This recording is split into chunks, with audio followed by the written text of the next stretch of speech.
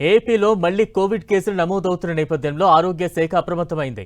విజయవాడ ప్రభుత్వ ఆసుపత్రిలో ముందస్తు జాగ్రత్త చర్యలు చేపట్టారు. ఇందుకోసం ప్రత్యేక కోవిడ్ వార్డు ఏర్పాటు చేయడంతో పాటు పరీక్షలు, చికిత్సకు అవసరమైన అన్ని ఏర్పాట్లు సిద్ధం చేశారు. ముందస్తు చర్యల్లో భాగంగా 15 పడకలతో ప్రత్యేక కోవిడ్ వార్డును ఏర్పాటు చేశారు. అనుమానితులకు అవసరమైన వైద్య సేవలు అందించేందుకు అంతా సిద్ధం చేశారు. ఇప్పటివరకు 15 మంది నుంచి కోవిడ్ పరీక్షల కోసం నమూనాలు సేకరించారు.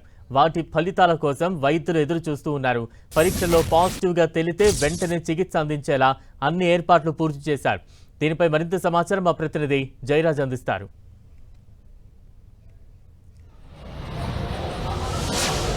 కోవిడ్ కేసులు నమోదవుతున్నటువంటి నేపథ్యంలో విజయవాడ జీజీహెచ్లో ప్రత్యేకమైనటువంటి ఏర్పాట్లు చేశారు. దీనికి సంబంధించి అన్ని రకాలుగా మందులు కానీ డాక్టర్లు కానీ పూర్తి స్థాయిలో వైద్యం చేయడానికి అన్ని రకాలకు సిద్ధంగా ఉన్నట్టుగా జీజీహెచ్ సూపరింటెండెంట్ రఘునందన్ గారు పేర్కొన్నారు. ఇక్కడ మనం చూడొచ్చు విజయవాడ జీజీహెచ్లో చేసినటువంటి ఏర్పాట్లు ప్రత్యేకమైన వార్డుని 15 బెడ్లతో కూడినటువంటి వార్డుని కూడా ఇక్కడ ఏర్పాటు చేసిన దృశ్యాలు మనం చూడవచ్చు. ఎలాంటి కండిషన్లు ఉన్నా మొత్తం వచ్చిన పేషెంట్ సురక్షితంగా సకాలంలో ట్రీట్మెంట్ ఇవ్వటం, కావాల్సిన టెస్టులు చేయటం, దానికి సంబంధించినటువంటి ఇక్కడ డాక్టర్ గారు ఇది ఒకసారి మీరు ఇట్లాంటి సార్ ఇది ఒకసారి ఇదేంటి సార్ ఇది మొత్తం ఇది ఎట్లా దీన్ని ఒక పేషెంట్ వస్తే ఇది దేనికి ఉపయోగపడుతుంది సార్? ఇది వెంటిలేటర్ అండి. ఎమర్జెన్సీగా పేషెంట్ మనం ఎప్పుడైతే ట్యూబ్ అనేది వేస్తాం అంటే రెస్పిరేటరీ డిస్ట్రెస్ పూర్తిగా ఊపిరి తీసుకోలేనప్పుడు లేదు సివియర్ లంగ్ కండిషన్స్ ఉన్నప్పుడు ఊపిరి ఆడడం కష్టమవుతుంది. వాళ్ళలో ఆక్సిజన్ శాచురేషన్ తక్కువైపోతుంది. సో ఆక్సిజన్ ఎప్పుడైతే బయట నుంచి మనం పెట్టాల్సిన అవసరం వస్తుందో రూమ్ ఎయిర్ ఆక్సిజన్తో సర్వైవ్ కాలేరో ఈ వెంటిలేటర్ అనేది యూజ్ చేయడం జరుగుతుంది. సో ఈ వెంటిలేటర్ మీద ప్రాణాపాయ పరిస్థితుల్లో ఉన్న పేషెంట్కు ఆక్సిజన్ అందించి తద్వారా రికవరీకి మనం హెల్ప్ చేస్తాం.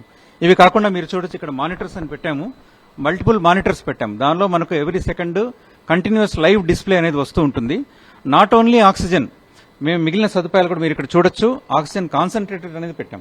సో రూమ్ ఎయిర్ అవసరమైన పేషెంట్లకు వెంటిలేటర్స్ అవసరం లేకుండా లేదు మనకు సిలిండర్ నుంచి అవసరం లేకుండా ఉన్న పేషెంట్స్కు ఈ ఆక్సిజన్ కాన్సన్ట్రేటర్ ద్వారా రూమ్ ఎయిర్లో కూడా అంటే పేషెంట్ బయట కూర్చోబెట్టి కూడా మనం ఆక్సిజన్ ఇచ్చే సదుపాయాలు రెడీ చేస్తున్నాము.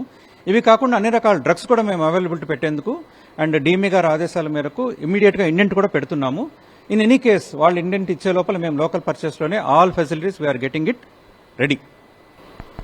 ఇది మొత్తం మీద విజయవాడలో పూర్తి స్థాయిలో పేషెంట్ ఎలాంటి కండిషన్లు ఉన్నా వారిని సురక్షితంగా సకాలంలో ట్రీట్మెంట్ ఇవ్వటం, వారిని ఆరోగ్యంగా పూర్తిగా కోలుకునేలాగా చేసి పంపించడానికి కావాల్సిన ఏర్పాట్లు చేస్తున్నట్టు మొత్తం మీద ఇక్కడ మనం దృశ్యాలు చూడవచ్చు. మొత్తం అన్ని సిబ్బంది కానీ మిగతా యంత్రాంగం అంతా కూడా చాలా అప్రమత్తంగా ఉంది. అటు ముఖ్యమంత్రి, ఇటు వైద్య ఆరోగ్య శాఖ మంత్రి కూడా ప్రత్యేకంగా దీనిపైన దృష్టి సారించారు. రాష్ట్రంలో ఉన్నటువంటి అన్ని ప్రభుత్వ వైద్యశాలల్లో కావలసినటువంటి ఏర్పాట్లన్నీ కూడా చేయాలి.